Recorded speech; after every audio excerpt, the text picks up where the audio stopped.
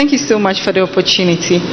Your Excellency, please, I would like to find out from you what's your position on free SHS, given that, and also what is your thoughts on the proposal to pass the free SHS bill, given that the majority has hinted the bill will be coming to Parliament? And discuss free SHS and how we can improve it. My commitment is to improve it. And so that political gimmick, if he comes, he will cancel free SHS. And I've seen some Osofutu going around and repeating the same thing. I don't know if he's, I don't know who he is, but he's also gone around repeating that same tired, hackneyed, political propaganda. I am committed to free SHS. I was the one who launched free SHS in this country, and free SHS has come to stay.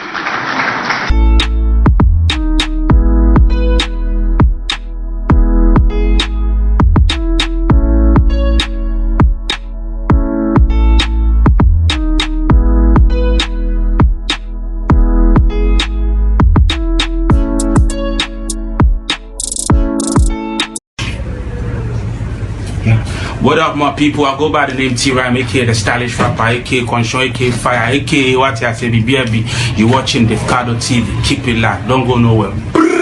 Alright. If you win the upcoming election. In recent times, attacks on journalists and media houses have been on the rise, with some media personnel sustaining severe injuries.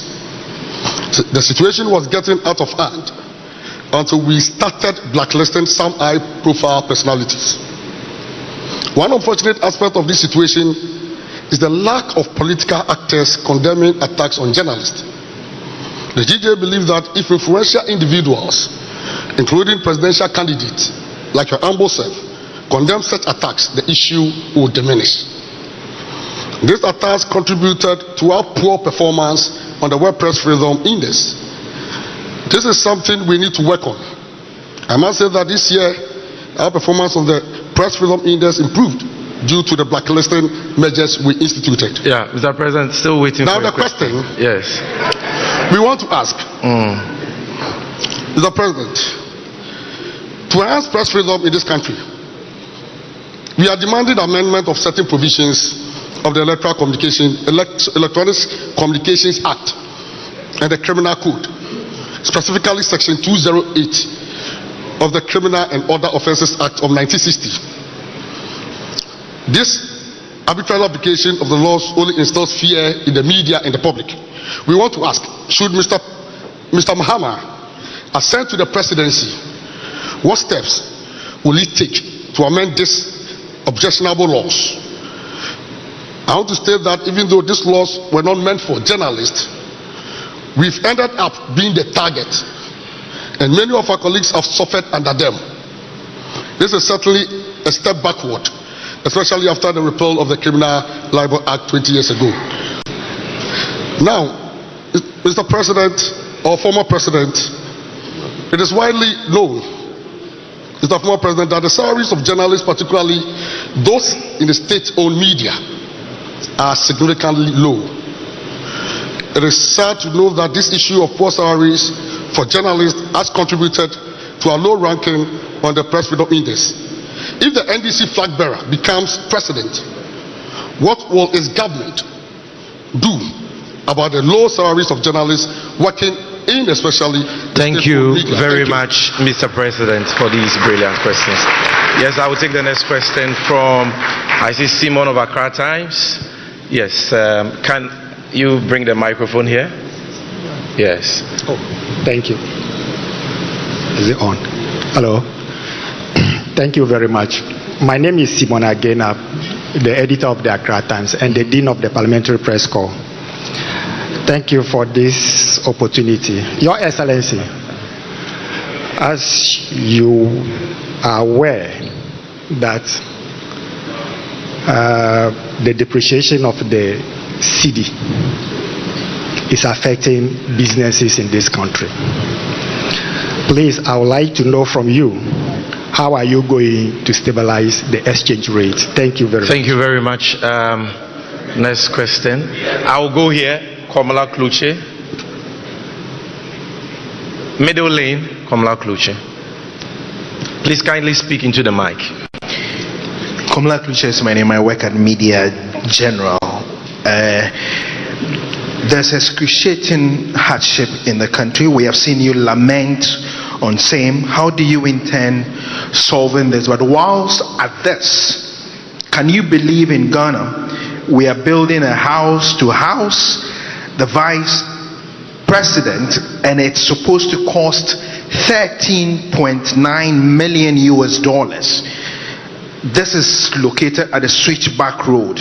Your government at the time said it cost $5.9 million US. The VIP currently, Dr. Baumia, said they would have to do some renegotiation with the contractor.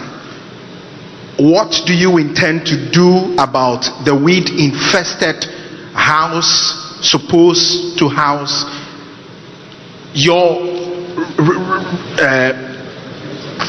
VIP, so to speak?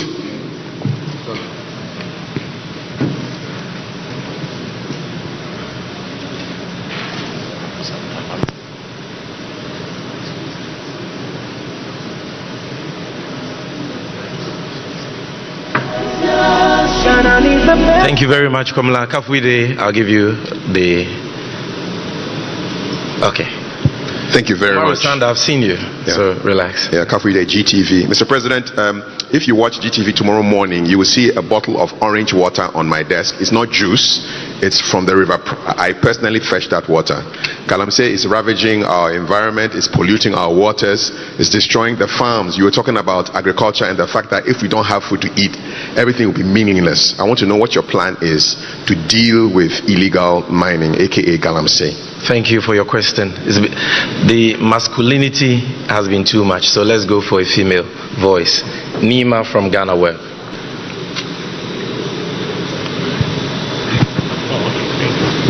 Thank you so much for the opportunity. Your Excellency, please, I would like to find out from you what's your position on free SHS.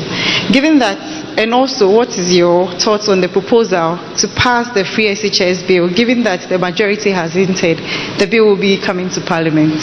Thank you very much, Nima. So this brings us to the end of the first set. The free SHS bill. So this brings us to the end of the first set of 5. His Excellency will deal with these 5 and then we'll come back again. We're doing this till 10 p.m. so relax, you get the opportunity to ask your question. Your Excellency, we are ready for you.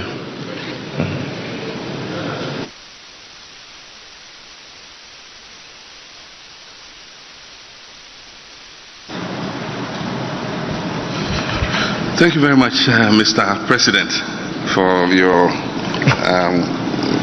questions and also your commendation. This will not be a 9-day wonder. Everybody knows that when I was president, I held media encounters, every year of my presidency. It's not been the same under this government. They've run away from the searing accountability to the media. We all know that Chapter 12 of our Constitution is on press freedom. And it has been one of the most progressive constitutions that any African country can have, because it gives wide-ranging freedoms to the media to be able to do its work, and principally to carry out their role as the watchdogs of the people, not as the guard dogs of government. Some of us have abdicated that role, and instead of being the watchdogs of the people, we have been the guard dogs of government, savaging people who question and try to hold government accountable. So we must take note of that. Safety of journalists is important, and I must say that in this last administration, journalists have felt more afraid, they have felt more cowed. Many journalists have been harassed. They have been forced to flee the country. I remember a journalist had to run to South Africa and stay there for some time to let things cool off before he returned. Another journalist in the Upper East region who questioned some issues to do with illegal mining also had to run away from the region for fear that he was going to be assaulted or harmed. I remember Ahmed Swali and his murder, assassination, which up till today, government does not seem to have the political will to let the investigations go forward and bring the people who did this to justice. As long as these people are not brought to justice, the possibility exists that they can do something similar in the future. And so these are things that we take seriously. And my track record when I was president is there for everybody to see. That because I'm a colleague of yours, my training is in the media. And so I can empathize with the work you do. And so definitely you can be sure that as president, I'm not going to condone or conspire to harass journalists when they do the work that the Constitution has mandated them to do. We're willing to sit with you and look at any laws that are in contradiction with the Constitution. The Constitution is the overarching law of our country. And so if there are any laws that are punitive and constrain the media from doing its work, they are laws that we can look at and we can amend if necessary. The low salaries are not only the state-owned media, they are even worse in the private media. They are even worse in the private media. And so it's something that we need to attend to. The thing about media is that it is driven mostly by adverts. Unfortunately, things have gotten worse because businesses are suffering currently. The budget for advertising has shrunk. And also because of the number of media that we have, dividing that little budget amongst the media makes it difficult to be able for the media owners to be able to guarantee bigger salaries. And so even in turning our economic fortunes around and bringing the private sector back onto the path of growth and growing our economy would create a bigger pot for us to be able to give more advertising to media houses so that they can improve the salaries of media people. But in the meantime, if you remember, we set up a media development fund. There were a few challenges at the time, and so we put it in abeyance for the meantime. But I think there is something that we can look at again. Set up a media development fund. Government puts seed money into it. It was meant to improve training of journalists. It was meant to attend to welfare of journalists and so on and so forth. And so it's something that we are willing to reactivate. And together with the GJA and all the other media umbrella groups, we'll sit down and see how this media development fund can inure to the benefit of people in the media space. And so those are all things that we are willing to look at. The other question was... So on the exchange rates. Yeah, on the exchange rates. The immediate issue with the exchange rate and the economy is that the best signal Ghanaians can send to both domestic and international investors is that we're ready to change the current trajectory on which we are. I think that if we hold a successful election, we demonstrate to the world and our people that we are willing to change this trajectory on which we are, that is leading us further into the abyss. It will restore confidence in the economy. That in itself will send a signal that stabilizes the foreign exchange. Currently, nobody has hope in where we're going. And so people are hedging because of the rate of deterioration of the value of the cedi. People are hedging for other foreign currencies. And when it happens like that, then it puts further pressure on the currency. And so we would instill fiscal discipline, because eventually the main driver of the economy is fiscal discipline and fiscal consolidation. And so if you only want to ramp up revenues, but you are not willing to cut expenditures, then you have a situation where your budget deficit is out of kilter.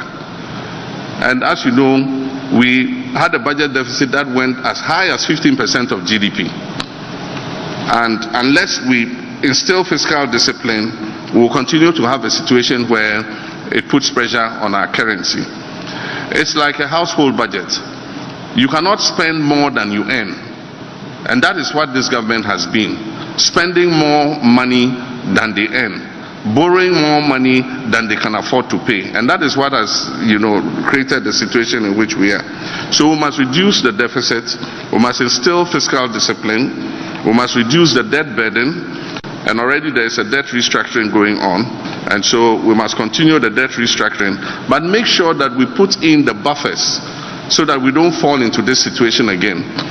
In my administration, we set up what we call the sinking fund, and we capped the stabilization fund. So any excess money that was above what you go to the stabilization fund went into the sinking fund.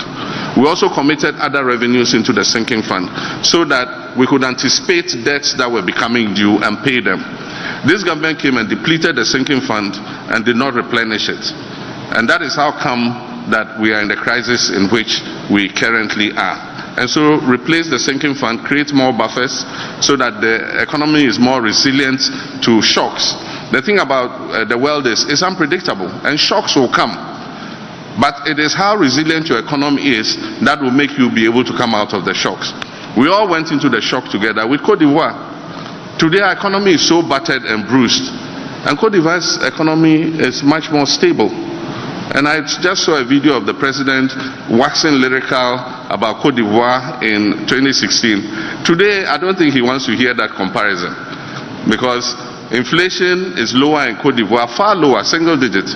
And our inflation is at 25%. It went as high as 54%. And so discipline is important. But apart from that, part of the reason we're suffering is the collapse of the cocoa sector. Cocoa has been a traditional pillar of this economy. And when I was leaving office, we did a syndication, cocoa syndication of $1.8 billion. The banks had confidence in this country, and so they gave us $1.8 billion upfront to put in the cocoa industry. And this syndication has been going on over the years. Currently, the last syndication we did, we struggle to even make $800 million. I don't think we've received $800 million for the syndication. And so that injection of foreign currency that was predictable and sure, that used to come into the country every year, helped to stabilize the foreign exchange. Today the cocoa industry is a pale shadow of itself. And so one of the things in the medium term is to revamp the cocoa industry as quickly as possible and make sure that its impact in terms of foreign currency injection is revived.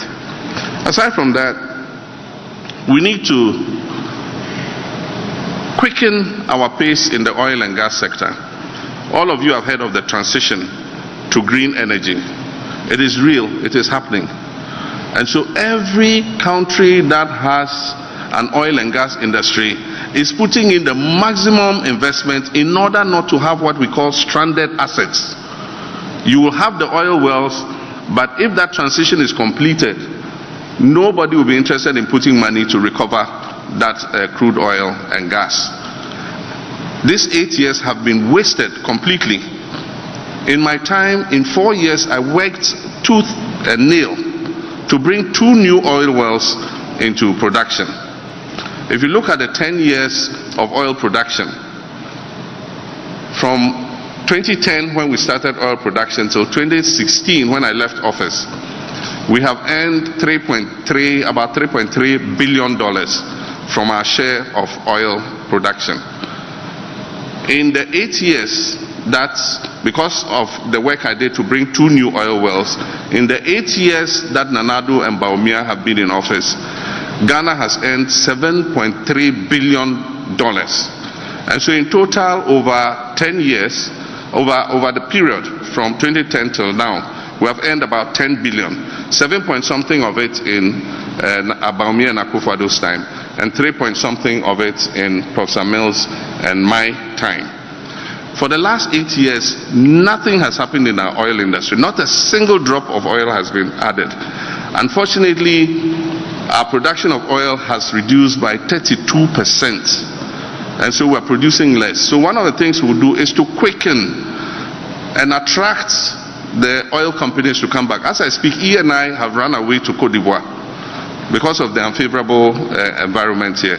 ExxonMobil was going to do significant work here. Because of greed, ExxonMobil decided to pull out because they thought the environment was toxic and corrupt, and so they pulled out. So one of the things is to restore investor confidence in the oil field. And there are oil fields and compartments that have been appraised that are just waiting to begin production. And so revamping them and ramping up our oil production and gas will bring in the needed foreign exchange that will help to shore up our currency. But we must also look at getting more from our extractives. We have bauxite, we have gold, we have lithium, we have manganese, we have so many other minerals. We will work to make sure that Ghana's share of those extractives is increased so that we can have more foreign currency coming into our country. We produce gold, but because it's not streamlined, a lot of that gold is leaking out and individuals are making the profit instead of the country making it. And so we'll streamline the extractives so that we're able to earn more money. The Vice President's residence, I don't know what the current situation is, but I know that initially when we commenced the idea of creating a suitable residence for the Vice President, the former Nigerian High Commission land was acquired for that purpose, and I know that some construction took place there. Initially, our cabinet was informed that it will cost about $5 million, from what I understand. And so that money was procured and the work commenced. When the new government came, I understand, I don't know exactly what figure, but they said that it had overrun the $5 million. I don't know exactly by how much. But it's news to me that it is going to cost $30 million. I haven't seen the figures and all, but really, I wonder if we have value for money. And that's why I say that in our anti-corruption fights, we will subject any project above $5 million to value for money audit. Because until you audit that project, you can't tell whether it is worth the value for the money we're putting in. And so when we come, we'll look at the figures and we'll do an audit and see whether, yes, 30 million is what is appropriate or it should cost far less. But in these crisis times, one wonders whether that project is really a priority. Because when I was president, the Vice President lived in what is currently called the Australia House. And the intention was to finish this and move him there. But in the crisis, maybe it is not something that we should rush to finish. There are many other pressing commitments that we need to look at. But like I said, when we come into office, we'll do a value for money audit and find out whether we're spending more or less. Galamsey is a problem of compliance. We have all the laws. We have everything. It's the enforcement that is the problem. And the enforcement is a problem because those who should be enforcing it are part of the problem. Today, DCs and ministers all have small-scale concessions, and I indulge in Ghanacelebrities. And that's why I said, any person who serves in my government, if you want to be a small-scale gold miner, go and be a small-scale gold miner. If you're a DCE, be a small-scale gold miner. Don't take public office under my administration. And so we're not going to countenance having any of our ministers or our political appointees involved in small-scale gold mining so that we can enforce the laws properly. And what are the suggestions we've given? One, we know the districts where mining takes place. We will open an office of all the agencies that oversee the mining sector in those districts.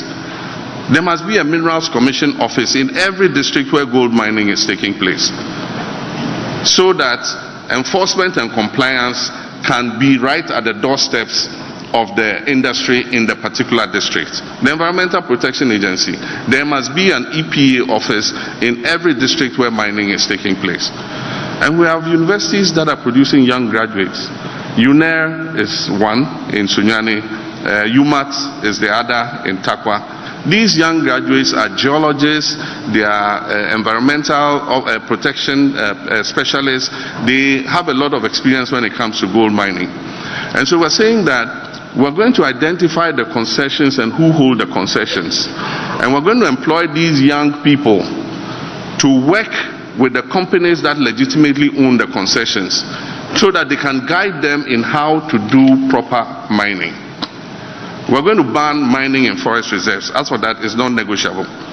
The law that was amended to allow people to go into forest reserves, the law that was amended to let people enter forest reserves to do mining will be re-amended to stop it. because the figures I'm getting are frightening. And that is why the climate change is real, because our dry seasons are getting harsher. We used to have 365 days rainfall in the western region.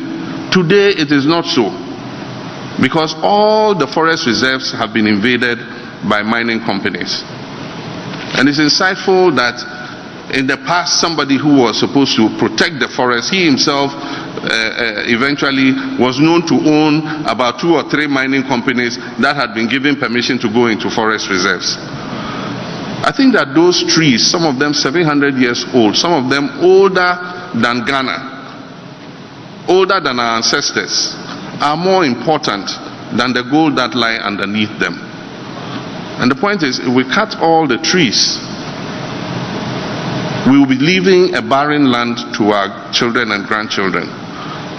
We don't want the forest zone to become the savannah zone. We must protect those trees and rebuild those forest reserves. So we would stop the mining in forest reserves. The question about free SHS. Yeah, free SHS bill. I support any bill that will improve our education. 1, to make it sustainable. 2, to afford quality education for our children. And so any bill that would achieve this is something that I'll support. I haven't seen the bill, and I don't think that it has been subjected yet to stakeholder consultation. But we would want to see the bill, and I'm sure that when Cabinet has approved it, it will be laid in Parliament. And when it's laid in Parliament, as a parliamentarian, the normal action is to refer it to the committee responsible.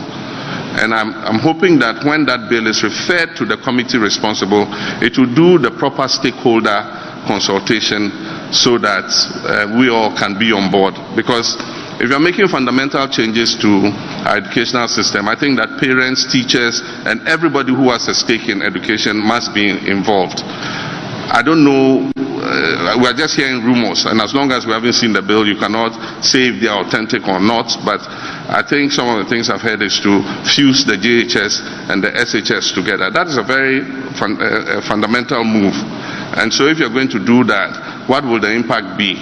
What do teachers say? What do parents say? What do students say?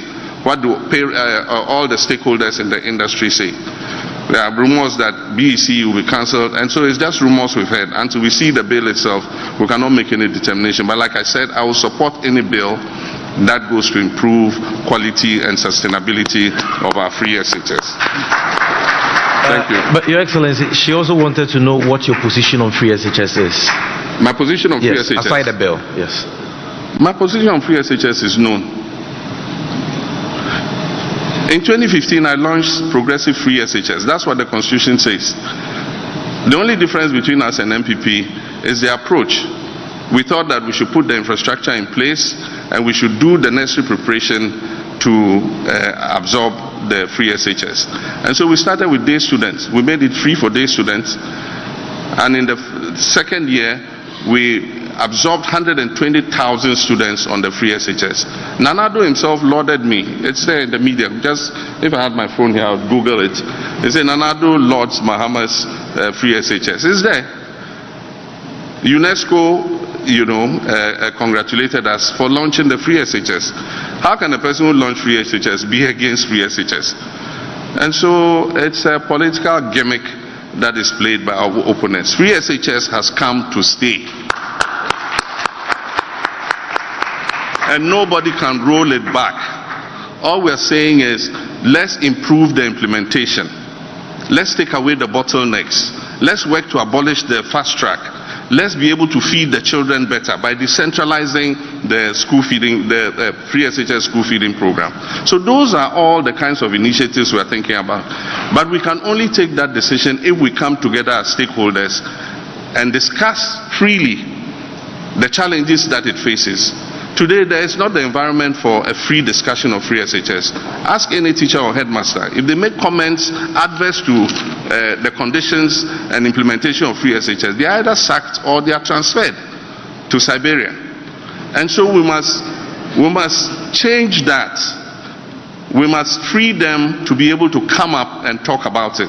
and discuss SHS and how we can improve it. My commitment is to improve it. And so that political gimmick, if he comes, he will cancel SHS. And I've seen some Osofutu going around and repeating the same thing. I don't know if he's, I don't know who he is, but he's also gone around repeating that same tired, hackneyed, political propaganda. I am committed to SHS. I was the one who launched SHS in this country, and SHS has come to stay.